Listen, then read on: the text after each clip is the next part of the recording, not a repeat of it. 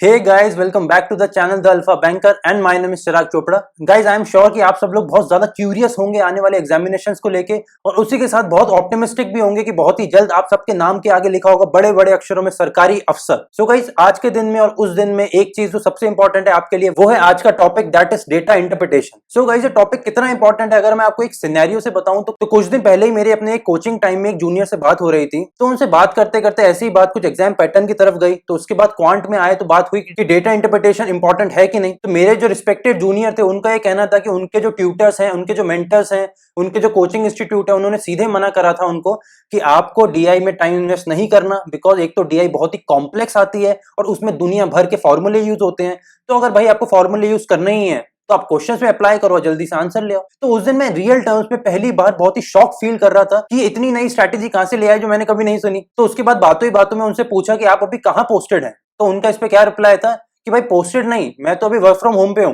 और मैं अभी असिस्टेंट हूं एक प्राइवेट कंपनी में नोएडा में। तो इससे हमें क्या समझ आया? पहली बात ये कि हमें बेफिजूल की स्ट्रैटेजीज तो बिल्कुल भी नहीं बनानी। मतलब जो पिन पॉइंट चीजें हैं जो हम द अल्फा बैंकर पे आपको समझाते हैं और जो बोलते हैं, आपको बस उतना करते चलना है तो आपको सिलेक्शन पक्का है। और दूसरी बात ये कि ऐसे सब लोगों से हमको बहुत ज्यादा डिस्टेंस मेंटेन करना है। जैसे कि हम पहले ही बात कर चुके हैं कि बहुत सारे कोचिंग इंस्टीट्यूट ऐसे हैं, बहुत सारे ट्यूटर्स ऐसे हैं, बहुत सारे मेंटर्स ऐसे हैं जो आपको गलत गाइड करते हैं, जो आपको मिस गाइड करते हैं बस इसलिए कि उनका जो मटेरियल है वो सेल आउट हो जाए।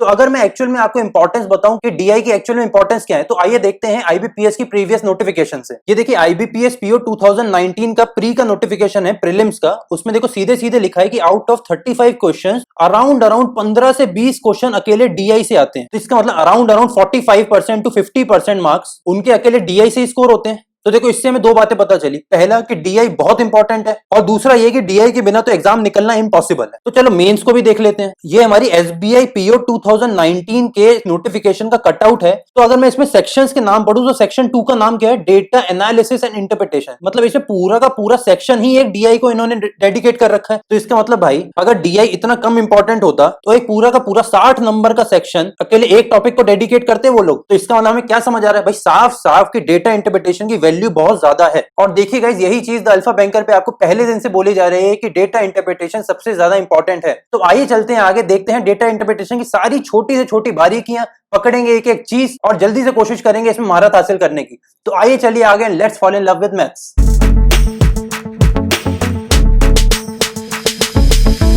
आगे एक्सप्लोर करने से पहले, टाइप्स ऑफ ग्राफ देखने से पहले, हम सबसे पहले ये देखिए एक्चुअल में चार्ट्स को हम पढ़ते कैसे हैं।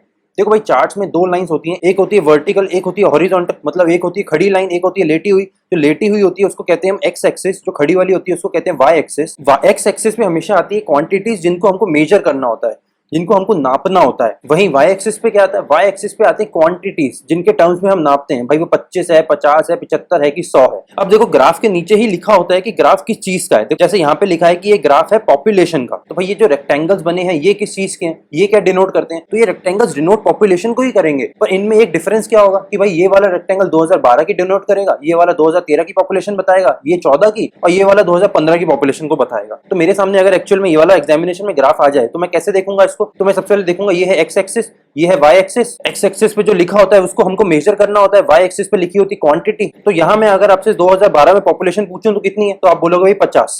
और मैं पूछूं कि 2014 में कितनी है तो आप बोलोगे 100। तो आपको कैसे पता चला? भाई आपने देखी ये वाली लाइन, तो ये वाली लाइन जा रही है 100 तक, यहाँ पे ये वाली लाइन जा रही है 50 तक, और ये वाली लाइन जा रही है 75 तक। तो हमको पता चल गया भाई इसकी वैल्यू है 75, इसकी 50 और इसकी 100। तो ये भाई यहाँ पे तो देखो सीधे सीधे ग्राफ एग्जैक्ट अमाउंट पे लाई कर रहा है। बट एग्जामिनेशन में लोग कंफ्यूज कहाँ होते हैं? अब अगर मुझे ये वाला ग्राफ एग्जाम में आ जाए तो भाई इस वाले ग्राफ की वैल्यू कितनी है? इसकी वैल्यू मैं सीधे बता दूंगा। भाई लाइन खींचूंगा, ये 20 पे जाएगा तो मैं बोल दूंगा इसकी वैल्यू है 20। अब इसकी वैल्यू कितनी है? भाई मैं लाइन खींचूंगा और मैं डायरेक्टली जाऊंगा 80 पे तो मैं बोल दूंगा इसकी वैल्यू है 80। पर इसकी वैल्यू कितनी है? भाई ये तो 60 और 80 के बीच की कोई वैल्यू आ गई और यहाँ पे हमें लाइंस दी हुई है। तो देखो, हमें सीधे देखना होता है कि इसका गैप कितना है। तो ऐसे में हमें क्या करना होता है? हमें इन दोनों के बीच का गैप देखना होता है। तो 60 और 80 का गैप कितना है? ये है 20 का। और इनके बीच में कितने गैप्स हैं? ये है, देखो अब लाइंस के हिसाब से हम गैप गिनते हैं। तो ये है 1 2 3 4 5, मतलब 5 गैप है इनके बीच में। डिवाइड 5 से करेंगे तो हर गैप की वैल्यू कितनी आ जाएगी? हर गैप की वैल्यू आ जाएगी 4 यूनिट। और अब अगर हम यहाँ से लाइन खींचे तो वो कहाँ पे लाई करेगी? तो इसकी लाइन यहाँ पे लाई कर रही है। अब ये वाला जो पोर्शन हो गया, ये हो गया 4 यूनिट, ये भी 4 यूनिट, ये भी 4 यूनिट, ये भी 4 यूनिट और ये भी 4 यूनिट। अब ये है 60, तो ये कितना हो गया? 64। अगला कितना हो गया? 68। अगला कितना हो गया 72 और उसका नेक्स्ट कितना हो गया 76, तो इसकी वैल्यू कितनी है 76। कैसे आई भाई, मैंने 60 उठाया, उसमें ऐड करा 4 प्लस 4 प्लस 4 प्लस 4, तो इसकी वैल्यू कितनी आ गई 76। अब वही नेक्स्ट वाले ग्राफ की भाई वैल्यू कितनी है, तो मैं उससे भी स्ट्रेट लाइन एक खींचूंगा, तो वो जा रही है थर्ड वाली छोटी लाइन पे, तो भाई इसकी वैल्यू थी 40, ऊपर वाले की वैल्यू है 60 और सारे गैप्स की वैल्यू है 4 तो ये है 40। तो नेक्स्ट लाइन की वैल्यू कितनी हो गई 40 प्लस 4 मतलब 44, उसके नेक्स्ट की कितनी हो गई प्लस 4 मतलब 48, उसके नेक्स्ट की कितनी हो गई 48 प्लस 4 मतलब 52, तो मतलब इस ग्राफ की वैल्यू कितनी हो गई 52 यूनिट्स। तो ये हो गया हमारा सारे बेसिक ऑफ ग्राफ्स की हम एक्चुअल में चार्ट्स या ग्राफ्स को रीड कैसे करते हैं। अब टाइप्स ऑफ ग्राफ की अगर बात करें तो पहला टाइप होता है हमारा बार ग्राफ। बार ग्राफ में क्या होता है, उसमें ये रेक्टेंगल्स बने होते हैं और इन रेक्टेंगल्स को बोलते हैं बार। देखो हम साबुन की बट्टी को भी क्या बोलते हैं सोप बार, और ये भी देखो उसी शेप में है, उसी रेक्टेंगुलर शेप में है ये भी, इसीलिए इसको भी बोला जाता है बार ग्राफ। तो इस क्वेश्चन में देखो हमें क्या बोल रहा है, वो कह रहा है कि पॉपुलेशन दी है हमें 2012, 13, 14 और 15 की, ठीक है। और इस पे बेस्ड क्वेश्चन कैसे आते हैं, मान के चलो इस पे क्वेश्चन आएगा given below is the bar chart showing the population of a city from 2012 to 15, find the percentage increase from 2013 to 2015। तो हम क्या देखेंगे भाई 2013 में पॉपुलेशन कितनी है, तो यहां से हम लाइन खींचेंगे, ये कितनी हो गई 25। 2015 में पॉपुलेशन कितनी है भाई, यहां से लाइन खींचेंगे तो कितना आ जाएगा 75। अब ये हमसे पूछा है परसेंटेज इंक्रीज, तो इसके लिए हम क्या करते हैं final value minus initial value, मतलब 75 माइनस 25, तो इंक्रीज कितने का हो गया 50। अब परसेंटेज में इंक्रीज पूछ रहा है तो हमारा बेस क्या आएगा, हमारा डिनोमिनेटर क्या आएगा, हमारी इनिशियल वैल्यू मतलब 25, तो डिवाइड करेंगे 25 से, मल्टीप्लाई बाय 100, तो ये कितना जाएगा 2 टाइम्स, तो हमारा आंसर कितना जाएगा 200%। तो हम क्या बोलेंगे इसमें कि 2013 से 2015 में 200% का पॉपुलेशन इंक्रीज हो गया, कि जहां 2013 में हमारी पॉपुलेशन थी बस 25 और वहीं 2015 में हमारी पॉपुलेशन हो गई 75, तो हमारा पॉपुलेशन इंक्रीज हो गया 200% का। तो आई होप गाइस आपको बार ग्राफ की बारीकियां अभी समझ आई होंगी। तो चलिए चलते हैं आगे और देखते हैं नेक्स्ट टाइप का ग्राफ। देखो हमारा नेक्स्ट ग्राफ है लाइन ग्राफ, और ये बहुत ही इंपॉर्टेंट टाइप का ग्राफ है बिकॉज ये बहुत ही ज्यादा पूछा जाता है हमारे डीआई में। तो जैसे बार ग्राफ्स में हमको ऐसे बार्स बना के दिए होते थे जिसमें हम इसके टॉप की वैल्यू को ऐसे वाई एक्सिस पे मिलाते थे और हर बार की वैल्यू निकालते थे। तो लाइन ग्राफ में क्या अलग होता है, तो देखो सबसे पहले तो हमें ये पता लगाना है कि ये किस चीज का ग्राफ है। तो हमने पता लगाया कि भाई ग्राफ के नीचे लिखा होता है कि वो किस चीज का ग्राफ है, तो यहाँ पे लिखा है कि भाई सॉक्स, तो मतलब ये सॉक्स की क्वांटिटी का ग्राफ है।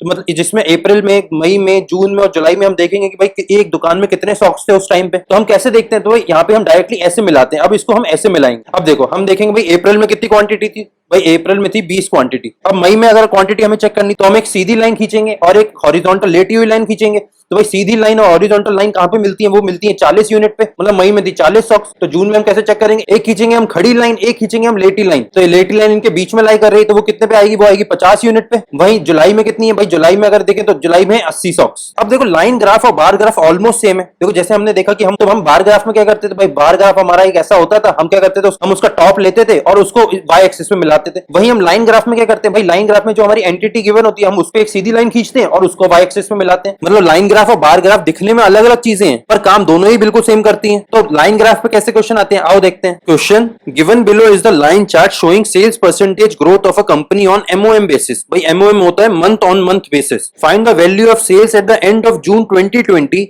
If sales of the company in April 2020 is 3 lakh. तो भाई क्वेश्चन दिए कि एक कंपनी जो सॉक्स बेचती है उसका सेल्स कैसे चल रहे हैं। भाई अप्रैल में उसके सेल्स कितने थे, अप्रैल में उसके सेल्स थे 3 लाख। अब ये हमें दिया परसेंटेज ग्रोथ। अब मई में कितना ग्रोथ हुआ, भाई मई में 40% का ग्रोथ हुआ। वहीं जून में कितना ग्रोथ हुआ, भाई हमने जून में अभी देखा था कि जून में होता था 50% का ग्रोथ। वहीं जून से जुलाई में कितना परसेंट इंक्रीज हुआ, वो हुआ 80% का इंक्रीज। बिकॉज ये वाली लाइन और ये वाली लाइन यहाँ पे मिल रही है, तो ये कितनी वैल्यू है, ये है 80 वैल्यू। तो क्वेश्चन में हमें अप्रैल में उसकी क्वांटिटी दी है, इस चार्ट से हमें परसेंटेज इंक्रीज पता है, तो हमें क्या निकालना है, हमें निकालना है कि भाई जून में उसकी सॉक्स की क्वांटिटी कितनी थी। तो भाई कैसे निकालेंगे, पहले हम लिखेंगे 3 लाख। अब देखो अप्रैल से मई में कितना इंक्रीज हुआ, भाई अप्रैल से मई में 40% का इंक्रीज हुआ। तो 40% का इंक्रीज मतलब मल्टीप्लाई किससे करूंगा, भाई मल्टीप्लाई करूंगा 1.40। तो गाइस आई होप आपने द अल्फा बैंकर पे परसेंटेजेस की वीडियो ऑलरेडी अपलोडेड है, वो सारी देखी है। बिकॉज ये वाला जो कॉन्सेप्ट है 1.40 कैसे आया वो हमने बहुत ही डिटेल में डिस्कस करा है परसेंटेजेस की वीडियो में, और जिसका लिंक इस वीडियो के डिस्क्रिप्शन में भी अवेलेबल है। तो अगर आपको यहाँ पे कोई भी डाउट आता है तो आप सबसे पहले जाके वो परसेंटेजेस की वीडियो देखिए। बिकॉज डेटा इंटरप्रिटेशन में डीआई में बहुत ही ज्यादा फ्रीक्वेंटली यूज होता है परसेंटेजेस।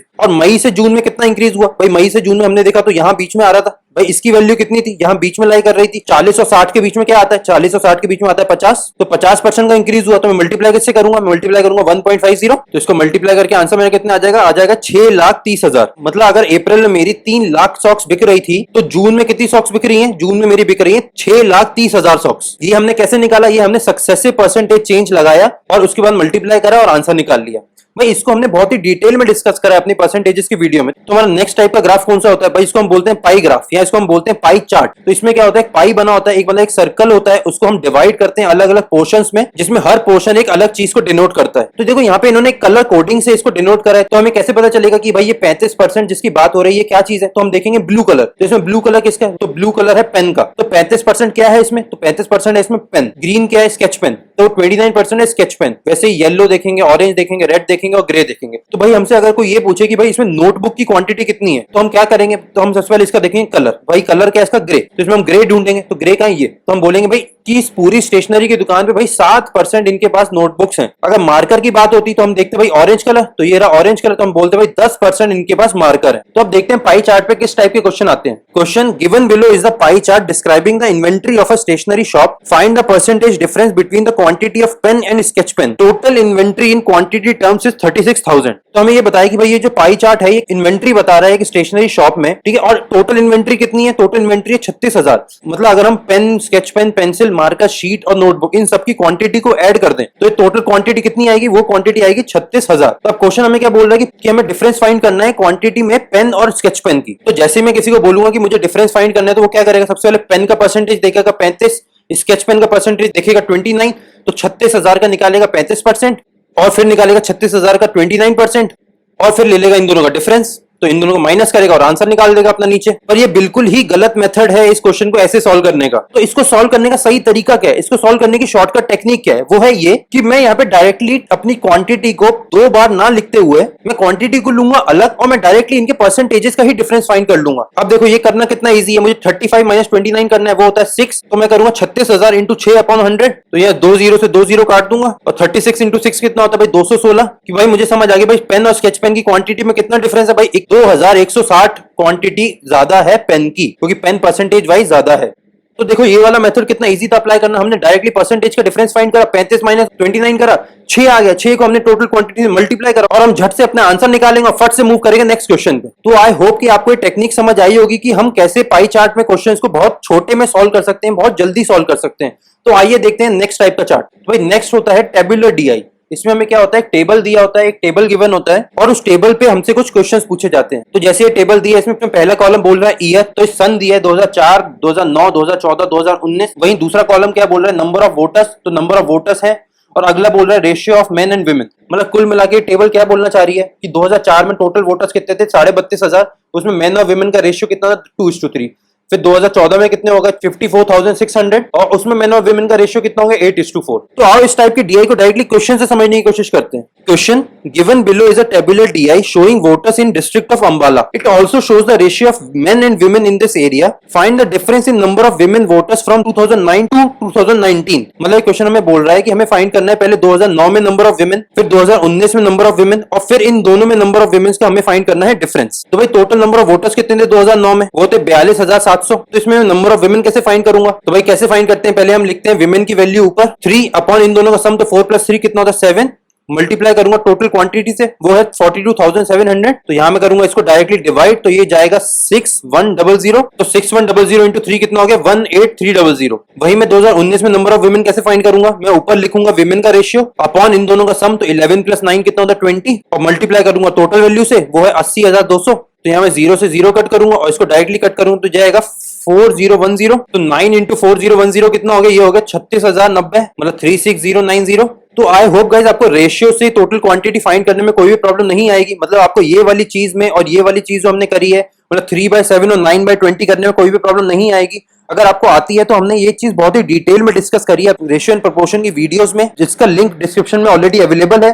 तो अगर आपको कोई भी डाउट है तो आप सबसे पहले जाके वो वीडियोस को जरूर देखें। तो भाई हमारे इस क्वेश्चन का आंसर कैसे आएगा, तो 2019 में वुमेन कितनी हो गई, वो आ गई 36,090। 2009 में वुमेन कितनी आ गई 18,300। तो इनका डिफरेंस 36,090 माइनस 18,300, ये आ गया 17,790। तो ये है मेरा आंसर। तो जल्दी से मैं मार्क करूंगा अपना आंसर और मूव करूंगा झट से नेक्स्ट क्वेश्चन पे। तो गाइस आगे बढ़ने से पहले ये है आपके लिए एक प्रॉब्लम, इसमें दो स्टेटमेंट गिवन है, आपको इन दोनों में डिफरेंस फाइंड करना है। तो फर्स्ट है A value is 300% to that of B, और दूसरा है A value is 300% more to that of B. तो आप अपनी वीडियो को यहाँ पे करो पॉज, इन दोनों स्टेटमेंट्स में डिफरेंस फाइंड करो, मुझे कमेंट में नीचे बताओ कि आपको क्या लगता है कि इन दोनों स्टेटमेंट्स में क्या डिफरेंस है और इन दोनों स्टेटमेंट का अलग अलग आंसर क्या है। भाई नेक्स्ट टाइप की डीआई होती है केसलेट डीआई। भाई ये वाली डीआई आजकल प्रीलिम्स और मेंस दोनों में ही बहुत ज्यादा पूछने लग गए हैं, बिकॉज इसमें क्या होता है, इतना बड़ा सा कोई एक एस्से दिया होता है जिसमें बहुत ज्यादा लोग इसको देखते ही डर जाते हैं और इसको देखते ही स्किप कर देते हैं, चाहे कितनी भी इजी हो। तो देखो ये वाली जो केसलेट डीआई है ये मैंने डायरेक्टली उठाई है इनकम एक्सपेंडिचर से। तो आप अपनी वीडियो को यहीं पे करो पॉज, तो इस पूरी केसलेट डीआई को अच्छे से रीड करो,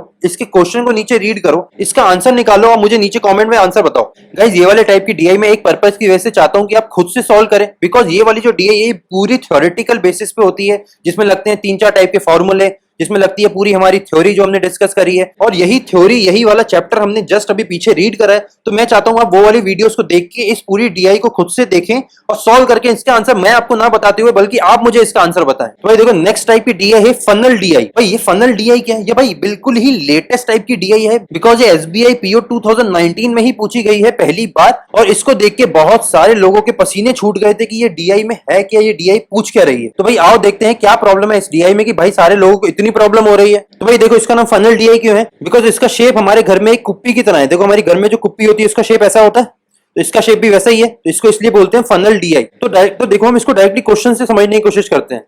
देखो क्वेश्चन कहता है data is available for different stages of progress of loan distribution fair. तो देखो इसमें सबसे ऊपर क्या है, ये सबसे ऊपर गिवन है इसमें number of people contacted for loan fair, दूसरा है number of people visited loan fair. भाई सबसे पहले कितने लोगों को हमने कॉन्टेक्ट करा, में से कुछ कम लोग आए होंगे। फिर अगले लेवल पे क्या है कि कितने लोगों ने उसमें इंटरेस्ट दिखाया, तो उसमें से कुछ कम लोगों ने उसमें इंटरेस्ट दिखाया होगा। फिर अगला क्या है कि कितने लोगों ने एक्चुअली लोन्स के लिए अप्लाई करा, तो भाई जितने लोगों ने इंटरेस्ट दिखाया होगा उसमें से कुछ कम लोगों ने ही तो अप्लाई करा होगा। उसके अगला दिया कि कितने लोग एक्चुअल में एलिजिबल थे लोन के लिए। भाई देखो अप्लाई तो अब कोई भी कर सकता है, पर सब थोड़ी एलिजिबल होते हैं, तो जितनों ने अप्लाई करा उससे कम कुछ एलिजिबल होंगे उस लोन के लिए। और फाइनली दिया कि कितने एलिजिबल लोगों को एक्चुअल में लोन मिला, तो उसमें से फाइनली कितने लोगों को मिला, उसमें से कुछ कम लोगों को उन्होंने फाइनली लोन दे दिया। तो अगर हम हिंदी में इसको समझे तो ये है छटावा, मतलब इसमें हम छाट रहे हैं चीजों को। मतलब देखो हमने सबसे ऊपर से कुछ बहुत सारे लोगों को कॉन्टेक्ट किया, उसमें से कुछ कम लोग भाई एक्चुअल में मेले में आए, उसमें से कुछ कम लोगों ने एक्चुअली लोन में इंटरेस्ट दिखाया, उसमें से कुछ कम लोगों ने एक्चुअली लोन के लिए अप्लाई करा, उसमें से कुछ कम लोग एक्चुअली लोन के लिए एलिजिबल थे, और जो एलिजिबल थे उसमें से भी भाई बैंक सबको तो लोन दे नहीं देता, तो भाई जो एलिजिबल थे उसमें से भी कुछ कम लोगों को इन्होंने लोन दे दिया फाइनली। मतलब फाइनल डीआई में क्या हुआ, ऊपर से हमने डाले बहुत सारे लोग, और आखिरी में क्या हुआ, आए कुछ छठे हुए 10-15 लोग की बात करें तो फाइनल डीआई पे कुछ इस टाइप का एक क्वेश्चन आया था कि वो पूछ रहे थे कि if out of the total people applied 28,880 were not eligible, तो कितने लोग एलिजिबल थे। तो देखो मैं अगर आपको एडवाइस करूं अभी, तो मैं आपको यही एडवाइस करूंगा कि आपको अभी इस टाइप की डीआई में आगे बढ़ने की जरूरत नहीं है, बिकॉज ये एक तो अभी बिल्कुल लेटेस्ट टाइप की डीआई है और दूसरा ये थोड़ी कॉम्प्लेक्स टाइप की डीआई है। तो ये मैंने आपको बस यहाँ पे इसलिए ये वाला टाइप दिखाया जिससे आप अगर ये वाले टाइप की डीआई कहीं देखें तो आप एकदम से हक्के बक्के ना रह जाएं, आपको जान पहचान हो कि इस टाइप की डीआई आती है एग्जामिनेशन में। तो देखो इस टाइप की डीआई पे हम ऑल टुगेदर एक नई वीडियो बनाएंगे जिसमें हम बस इस टाइप की डीआई को ही डिस्कस करेंगे, बट यहाँ पे इसको दिखाने का उद्देश्य बस इतना सा था कि आपको समझ आए कि इस टाइप की डीआई भी पूछी जाती है। देखो अब हम नेक्स्ट टाइप की डीआई की बात करें तो वो होती है मिक्स डीआई। तो भाई मिक्स डीआई क्या होता है? भाई होते तो वही चीजें हैं, उनको मिक्स कर देते हैं। तो भाई मिक्स डीआई में क्या हुआ, एक हमको दे दी यहाँ पाई चार्ट और एक दे दी यहाँ पे टेबुलर डीआई। हमने टेबुलर डीआई भी पढ़ ली है, हमने पाई चार्ट पढ़ लिया है, तो भाई इन्होंने क्या करा, इन दोनों को मिला दिया यहाँ पे एक ही डीआई में, इन दोनों को साथ में ले आए, तो वो हो गया मिक्स डीआई। ठीक है, ये वाला डीआई मैं आपको यहाँ पे क्यों दिखा रहा हूँ, बिकॉज ये वाला डीआई हमारा लेटेस्ट एसबीआई मतलब एसबीआई पीओ 2019 में ही पूछा गया था। और ये वाला डीआई हमारा किस चीज पे बेस्ड है, ये वाला डीआई हमारा बेस है एक परसेंटेजेस पे और दूसरा हमारा रेशियोस पे। मतलब इसमें कोई भी नई चीज नहीं है, ना कोई बार ग्राफ है ना कोई लाइन ग्राफ है। और हम इस वीडियो में पाई चार्ट और टेबुलर डीआई को अच्छे से डिस्कस कर चुके हैं, एक एक क्वेश्चन भी दोनों पे कर चुके हैं, अच्छे से समझ भी चुके हैं। तो मैं चाहता हूं कि आप अपनी वीडियो को यहीं पे करें पॉज, इस क्वेश्चन का ले यहाँ पे स्क्रीनशॉट, इस क्वेश्चन को खुद से करें सॉल्व, का आंसर मुझे नीचे कमेंट सेक्शन में पोस्ट करके बताएं कि आपका आंसर इसका क्या आ रहा है। तो मैं चाहता हूं कि आप अपनी वीडियो को यहाँ करो पॉज, इसका लो एक स्क्रीनशॉट। तो ये है इस डीआई पे बेस्ड क्वेश्चन, इस पूरी डीआई को अच्छे से समझो, इस क्वेश्चन को करो सॉल्व, और इसका आंसर आप मुझे नीचे कमेंट में पोस्ट करके बताओ कि आपका इसका आंसर क्या आ रहा था। तो भाई आओ आगे चलते हैं और देखते हैं प्रैक्टिस क्वेश्चंस और करते हैं डीआई का एक सेट पूरा खुद से। तो हमें यहाँ पे एक पाई चार्ट पे डीआई गिवन है और वो क्या बोल रही है, percentage wise distribution of teachers who teach 6 subjects, total number of teachers 1800। मतलब ये क्या, ये हमारे 6 सब्जेक्ट हैं, इनमें ये पाई चार्ट क्या डिनोट कर रहा है, ये पाई चार्ट हमें बता रहा है कि टोटल टीचर्स हैं 1800 की परसेंटेज वाइज किस सब्जेक्ट को कितने टीचर्स पढ़ाते हैं। ठीक है, फेयर इनफ, अभी तक हमें समझ आ गया। अब हम क्वेश्चन 1 पढ़ते हैं। If 2/9 of the teachers who teach physics are females, then the number of male physics teachers is approximately what percentage of the total number of teachers who teach geography. तो हमें क्या करना है, हमें पहले टोटल टीचर्स निकालने हैं, physics कितने पढ़ाते हैं, उसमें से 2/9 कितने हैं फीमेल्स, हमें ये फाइंड करना। तो हमें क्या निकालना है, उसमें से मेल्स कितने हैं, तो माइनस करेंगे उनको, तो हमारे मेल टीचर आ जाएंगे। और हमें फाइनली क्या फाइंड करना है कि जो मेल फिजिक्स टीचर है वो ज्योग्राफी की टीचर से कितने परसेंटेज है। कि हम फिजिक्स की टीचर की बात करें तो भाई फिजिक्स का कलर कौन सा है, वो है ग्रीन। तो फिजिक्स कौन सा हो गया, फिजिक्स हो गया 17%। तो हम पहले निकालते हैं भाई 17% ऑफ 1800। तो देखो इस क्वेश्चन में क्या करूंगा, पहले मैं 17% और 1800 निकालूंगा, फिर फीमेल टीचर कैसे निकालूंगा, इसको करूंगा 2/9 से मल्टीप्लाई, फिर मेल टीचर कैसे निकालूंगा, टोटल जो टीचर आएंगे यहाँ पे 17% में से माइनस करूंगा। तो भाई ये प्रोसेस तो है बहुत लंबा, मैं ये तो करने नहीं वाला यहाँ पे। तो मैं आपको दिखाता हूँ इसका शॉर्टकट ट्रिक कि आप कैसे एक ही बार मल्टीप्लाई करके डायरेक्टली मेल फिजिक्स टीचर निकाल सकते हो। तो भाई देखो 17% 1800 का कितना है टोटल फिजिक्स टीचर, इसमें से 2/9 कितने हैं फीमेल टीचर। भाई 1 में से अगर 2/9 फीमेल टीचर है तो मेल टीचर कितने हुए, इनको माइनस कर दूंगा, तो माइनस 9 जाएगा यहाँ, तो 9 - 2 कितना हो गया 7। तो ये कितना आ गया 7/9। तो ये क्या है 7/9 बचे, तो भाई बचे हुए ये 7/9 है मेल टीचर। तो भाई मुझे डायरेक्टली फाइंड करना है मेल टीचर, में मल्टीप्लाई करूंगा इसको 7/9 से, तो यहाँ डायरेक्टली काटूंगा इसको, ये जाएगा 200, ये दोनों जीरोस भी कट कर दूंगा, तो ये कितना हो जाएगा 17 × 2 × 7। 17 × 2 कितना हो गया 34, 34 × 7 हो गया 238। टोटल मेल फिजिक्स टीचर आ गए 238। और क्वेश्चन में बोल रहा है कि मैं फाइंड करना है कि ये कितने परसेंट है ज्योग्राफी के टीचर्स के। तो भाई ज्योग्राफी का कलर कौन सा है, ज्योग्राफी का कलर है ब्लू, तो वो होगा 23%। तो भाई मैं 23% निकालूंगा 1800 का। तो देखो हमने यहाँ मेल फिजिक्स टीचर फाइंड करे, अब मैं ज्योग्राफी के लिए 23% और 1800 फाइंड करूंगा।